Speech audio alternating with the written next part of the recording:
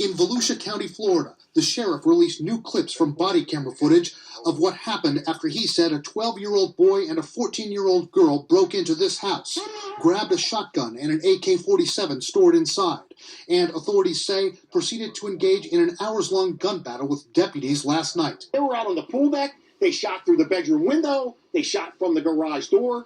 This is like Bonnie and Clyde at 12 and 14 years of age. Get your hands up! Police say the 14-year-old girl was shot and badly wounded by deputies. The 12-year-old boy taken into custody. No deputies were hurt. Across America tonight, law enforcement veterans and analysts are again sounding the alarms over a spike in gun violence and homicides. Unless the American people speak out, it's going to be a long, hot, bloody summer. After a more than 30% increase in homicides last year in the U.S., criminologists say those numbers are spiking even higher this year.